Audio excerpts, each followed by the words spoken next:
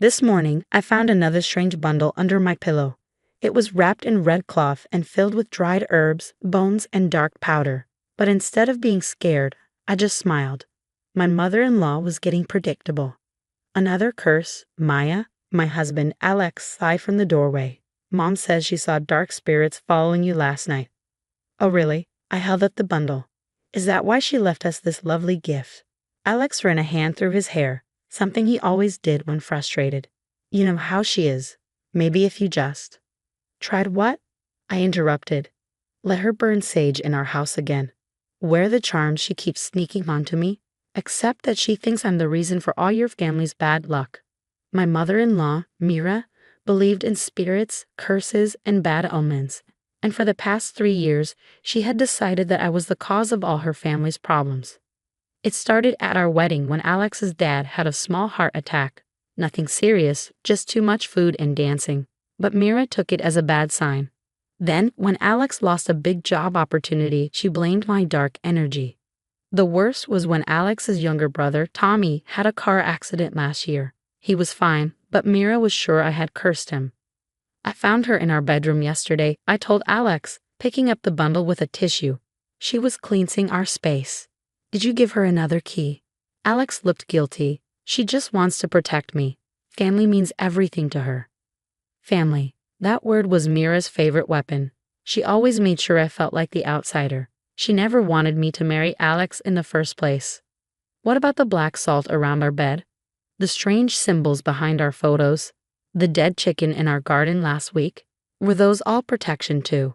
She's just worried, Alex mumbled. Ever since Tommy's accident. Your brother fell asleep at the wheel after playing video games all night, I said firmly. That's not magic. That's exhaustion. But I knew facts wouldn't change Mira's mind. She had spent the past year spreading rumors, warning Alex about me, and planting cursed objects in our home. What she didn't know was that I had been paying attention. I had been studying her rituals, her beliefs, and her superstitions. Every charm she left, every spell she performed, I wrote them all down. I have to go, Alex said, checking his watch. Mom invited us for dinner. She says she had a vision about your aura. I nodded, already making a plan. Of course she did. Tell her I'll be there. After Alex left, I carefully placed the black bundle in a special box in my office. Inside were all of Mira's past gifts, cursed coins, graveyard dirt, even a lock of hair she claimed belonged to a witch. I had photographed, dated, and logged every single one. The full moon was in 3 days. Mira always said that the full moon reveals the truth. This time she was right.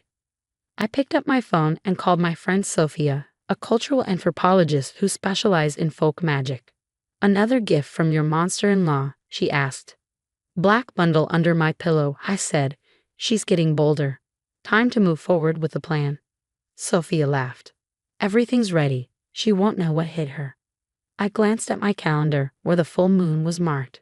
Mira thought she was the only one who understood the power of rituals. She was about to learn otherwise. Perfect, I said, closing my journal. Let's see how she likes a taste of her own magic.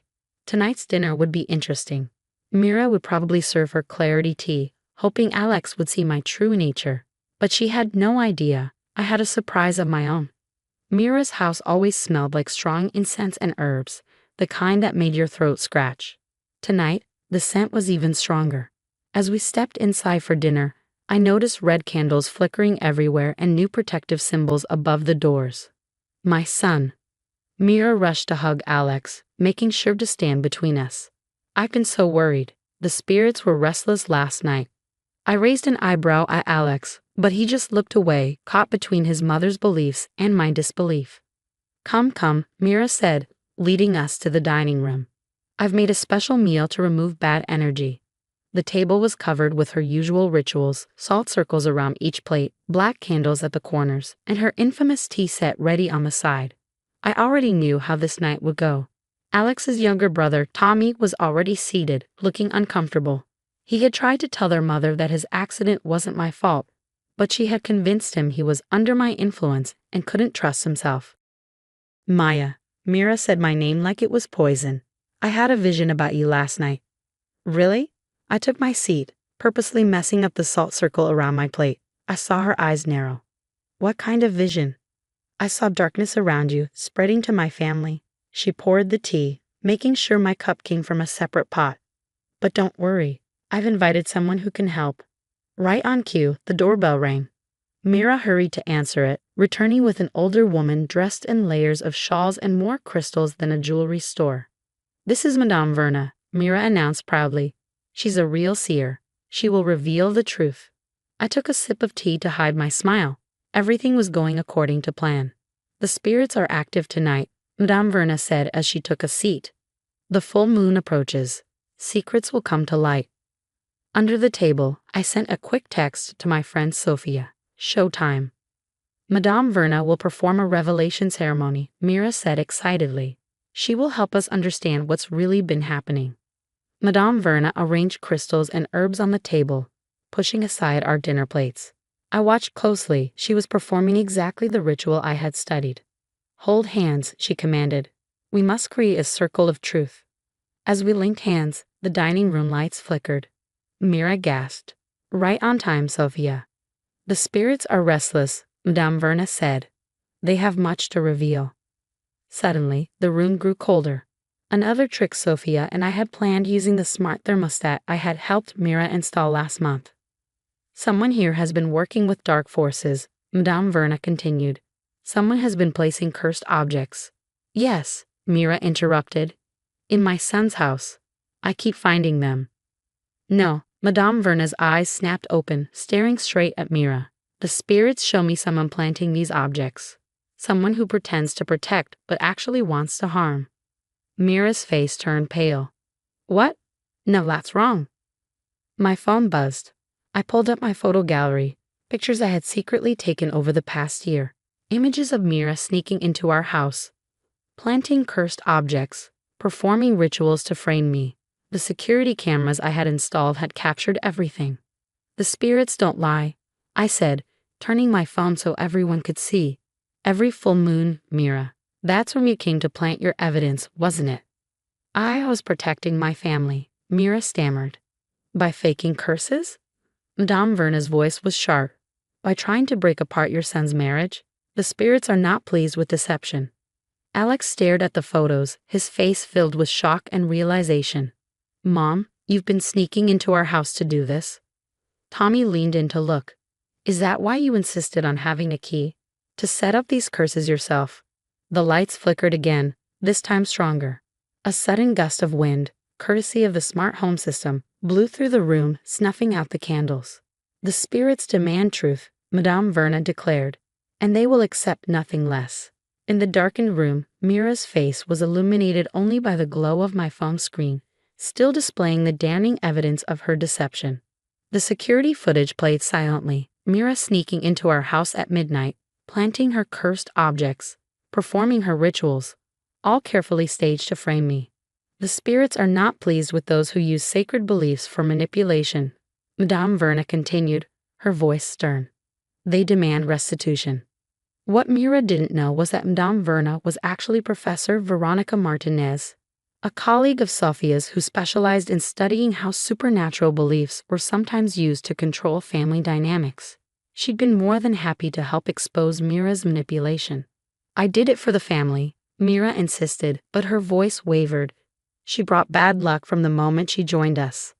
Dad's heart attack was from his undiagnosed high blood pressure. Tommy spoke up, his voice quiet but firm. My accident was my own fault for driving tired. And Alex's lost project. His competitor had better connections. None of that had anything to do with Maya. Alex stood up suddenly, his chair scraping against the floor. All this time, Mom. You've been trying to destroy my marriage, break up my family, and for what? Because you couldn't control everything anymore. The smart home system Sophia was controlling created another cold breeze, making the curtains flutter ominously. The spirits show me more, Madame Verna announced. They show me a mother's fear, not of dark forces, but of losing her grip on her son. They show me a woman who would rather create chaos than accept change. Mira burst into tears, but for once, Alex didn't rush to comfort her. Instead, he walked over to stand beside me. I've been blind, he said, taking my hand. Maya never tried to come between us. Mom, you did that yourself with all your accusations and schemes. I squeezed his hand, feeling the tension of the past 3 years finally starting to release. I never wanted to prove you wrong, Mira. I just wanted you to accept me as part of the family. But the curses, Mira protested weakly, were all planted by you, I said gently. Every full moon, like clockwork. The security cameras caught everything. The only dark energy in this family was the doubt and fear you created. Tommy stood up too. This has to stop, Mom. Maya's family now, whether you like it or not. The lights gradually came back on, Sophia's final cue. Madame Verna began gathering her crystals. The spirits have spoken, she declared. They say this family can heal, but only if truth replaces deception and acceptance replaces fear. Mira sat in her chair, looking smaller somehow. All her carefully constructed schemes had crumbled, exposed not by dark magic, but by simple technology and her unpredictable patterns. I'm keeping the security cameras, I said quietly, and Alex and I will be changing our locks. But Mira, if you're willing to start fresh. No more curses, no more accusations, I am too. Alex wrapped his arm around my shoulders. That's more than generous, considering everything she's done. Mira looked up, mascara streaking her cheeks. You forgive me. Just like that? Not just like that, I corrected. You'll need to earn back our trust. But family is family, right? Isn't that what you always say? 3 months later, things had changed dramatically. Mira started seeing a therapist to work on her control issues. The black bundles and cursed objects stopped appearing in our house. She even enrolled in a meditation class to help manage her anxiety about losing her sons. Last week, she invited me to help cook for the family dinner. No specialty, no salt circles, just regular food and conversation. As we chopped vegetables side by side, she finally asked the question I've been waiting for. How did you know? About the full moon timing, about everything. I smiled. You taught me well, Mira. I learned to pay attention to patterns to look for signs. I just used that knowledge differently than you expected. She nodded, actually looking impressed. Maybe you do belong in this family after all. Coming from Mira, it was practically a declaration of love. I accepted it as the peace offering it was. Later that night, as Alex and I got ready for bed, he noticed the small protection charm Mira had given me, a proper one this time, not a curse in disguise, hanging by our door. You're keeping it? He asked, surprised. Why not? I shrugged. Sometimes the best way to break a curse is to choose to believe in blessings instead. He pulled me close, kissing my forehead. When did you get so wise? Oh, I grinned. Just something I learned from your mother.